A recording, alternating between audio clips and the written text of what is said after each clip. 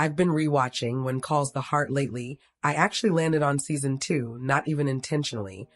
Just hit play and that's where it started.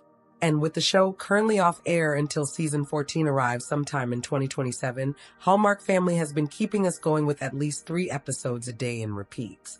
So if you've been in that same rabbit hole, you know exactly how this happened. Anyway, rewatching forced me to confront something I think a lot of us felt, but didn't always say out loud. There were years where I honestly didn't enjoy this show. My brain went through a total fog during seasons 8, 9, and 10. The connection was gone. The spark felt dim. And if I'm being honest, the main reason I kept watching was pure completionism. I wasn't going to let a show beat me, but I wasn't there either. But here I am. So, what happened during those seasons? I think it's pretty simple. The show forgot what it was. For me, Hope Valley has always been strongest as an ensemble. The whole point is the community, the interconnected lives, the shared struggles, the way this town breathes together. But somewhere around the love triangle era, it narrowed. Suddenly everything was about Elizabeth's drama with Nathan and Lucas, and every other character got pushed to the margins.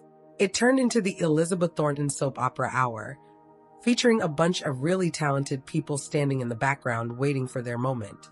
And it wasn't just me who felt it.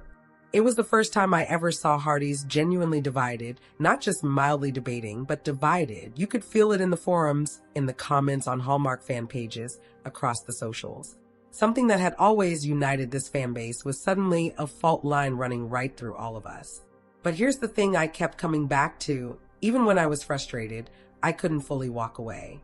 And I think I finally understand why. One comment I came across from a fan put it perfectly. Jack's death gave the show major depth. Real heartbreak. Real drama. It shook everything up. And in hindsight, it gave Elizabeth a kind of complexity you don't often get on a show like this. She became a widow. She carried that. And that weight made everything that followed mean something. Even when the writing around it wasn't always doing it justice. The foundation was just too strong to abandon. And I think part of me always knew that. So I did something I didn't expect. I decided to rewatch the show from the very beginning. And something happened that I wasn't prepared for. I fell back in love with it. Those first few seasons are filled with genuine heart. The blend of real-life drama and budding romance. Watching Hope Valley transform from a rough mining town into a real community. Seeing characters grapple with issues that actually felt grounded. It was beautifully executed. It reminded me exactly why I started watching in the first place. It also reminded me what the show is when it's firing on all cylinders. And that made seasons 11 through 13 hit completely differently. Because those seasons remembered. Each one felt like a genuine course correction.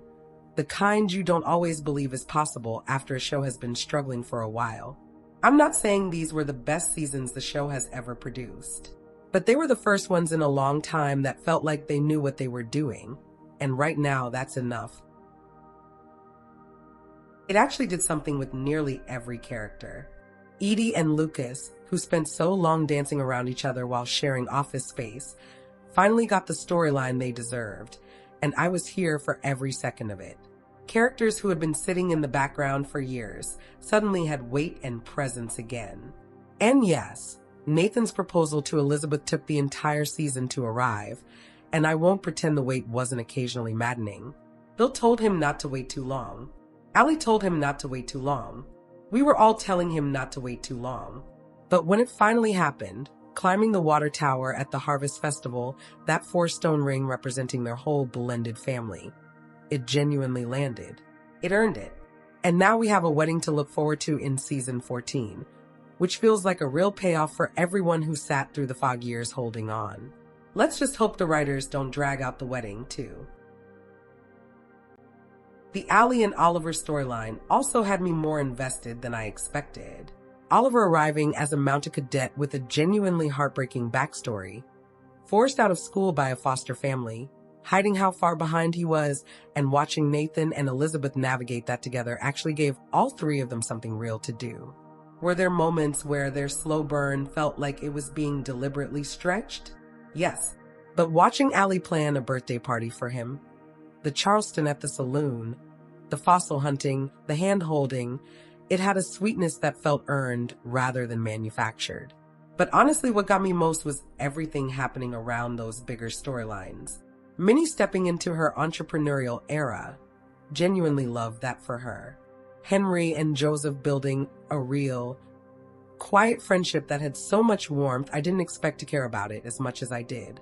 And the kids, LJ, Cooper, Toby, Opal, actually getting to be part of the story instead of existing in the background. More of that, always. That's what Hope Valley is supposed to feel like. An ensemble, a community, not one character's story with everyone else orbiting it. When it gives screen time to characters with their own interior lives and arcs, the whole show lifts. And at its core, the show has always been the ultimate proof that love survives uncertainty, not just romantic love, but the love of a community that keeps showing up for each other. The endurance, the staying, that's the epic part. Not everything going right, but people choosing to remain anyway, through grief, through change, through seasons that test everyone's patience, including ours as viewers. So why does this play still matter after 13 seasons? Because in a world that feels increasingly loud and unpredictable, we need a reminder that community is an anchor. We need to see that even after a fog, even after 3 seasons of feeling lost, the sun eventually breaks through. And just when season 13 closed the loop on so much, Nathan and Elizabeth finally engaged, Lucas finding his footing with Edie, Allie stepping into young adulthood. The finale gave us one more thing. In the final moments, a car pulls up to Hope Valley. A woman steps out, tears in her eyes, and says to herself, *, it's good to be home. * Abigail Stanton is back. Lori Loughlin's return, confirmed for at least 6 episodes of season 14, which is set to air in 2027, is one of the most significant things to happen to this show in years. Abigail was Elizabeth's first friend in Hope Valley. She was the heart of this community, before the community even knew what it was. But there's another reason her return has Hearties absolutely buzzing, and his name is Henry Goen. These two had a slow-burning, complicated connection for years. All conflict on the surface, something unspoken underneath. And just as they were starting to figure out what it was, Abigail left to care for her mother. Henry never courted anyone else. He just kept showing up, writing letters, and carrying whatever that was quietly by himself. Now she's back. And that storyline alone, after all this time, is worth showing up for. Bringing her back alongside A Wedding on the Horizon feels like the show is genuinely leaning into everything that made it matter in the first place. Hope Valley reminds us that love doesn't just survive uncertainty. It's the very thing that carries us through it.